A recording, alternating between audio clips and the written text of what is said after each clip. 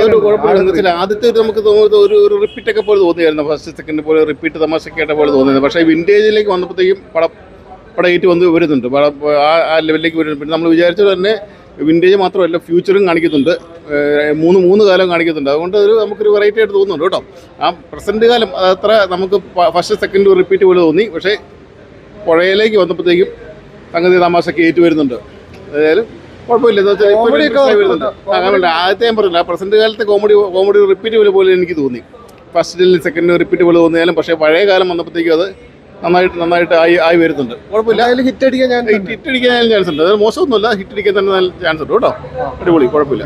പടം കുഴപ്പമില്ല. ആട് ഫസ്റ്റ് സെക്കൻഡിലെ പോലെ അല്ല, 3 കിടക്കുമ്പോൾ കുറച്ച് എനിക്ക് ടൈം ട്രാവൽ ആ ഒരു മൂഡിലേക്ക് കയറി പോവുകയാണ് പടം. ഗംഭീര സിനിമ ആവാൻ സാധ്യതയുണ്ടെന്നാണ് എനിക്ക് തോന്നുന്നത്. സെക്കൻഡ് ഹാഫിലേക്ക് കിടക്കുമ്പോഴാണ് കുറച്ചുകൂടെ ബെറ്റർ ആവാൻ സാധ്യതയുള്ള സിനിമ.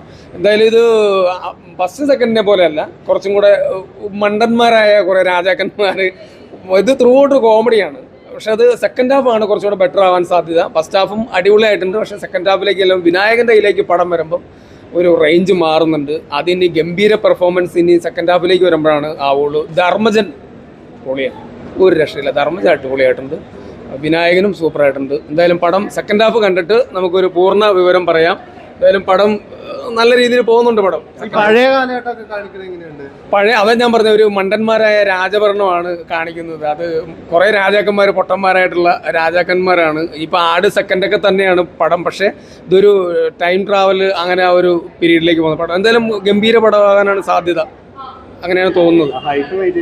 ഹൈപ്പ് മെയിൻറ്റെയിൻ ഞാൻ പറഞ്ഞില്ലേ, സെക്കൻഡ് ഹാഫിലേക്ക് കടന്ന് നമുക്ക് കണ്ടെങ്കിലാണ് പൂർണ്ണതായിട്ട് പറയാൻ പറ്റുള്ളൂ. പടം കുറച്ചും കൂടെ ബെറ്റർ ആവാൻ സെക്കൻഡ് ഹാഫായി. ചിരിക്കാനെല്ലാം ഉണ്ട്. ആട് 1-നേക്കാട്ടും നല്ലതാണ്. ആട് 2 അത്ര വന്നില്ല ഫസ്റ്റ് ഹാഫ്. ഷർബത്ത് ഷമീർ തകർത്തുണ്ട്. പാപ്പൻ പഴയ പോലെ തന്നെ, വലിയ വ്യത്യാസമൊന്നുമില്ല. കുറച്ച് ഫാൻറ്റസിയിലുണ്ട്. പക്ഷേ ഇടയ്ക്കൊക്കെ കുറച്ച് കല്ലുകടികൾ തോന്നി. എന്നാലും കോമഡിയിലുണ്ട്. പടം കണ്ടിരിക്കാം. ചരിത്രവും ടൈം ട്രാവലിങ്ങും ഫാൻറ്റസിയും നന്നായിട്ട് പോയിട്ടുണ്ട്. പക്ഷെ ഒരു ഇടയ്ക്കൊക്കെ ചെറിയൊരു ലാഗുകൾ തോന്നി. പടം കണ്ടിരിക്കാം. പ്രൊഡ്യൂസറിനെ മുതലാക്കി കാശ് കിട്ടും.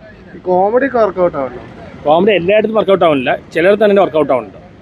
ഇന്ദ്രൻസ് കോമഡിക്കാരൻ നല്ല സീരിയസ് തന്നെയാണ്. പിന്നെ ഷൈജി കുറുപ്പ് നല്ല ചെയ്തിട്ടുണ്ട്, ധർമ്മജൻ നല്ല ചെയ്തിട്ടുണ്ട്.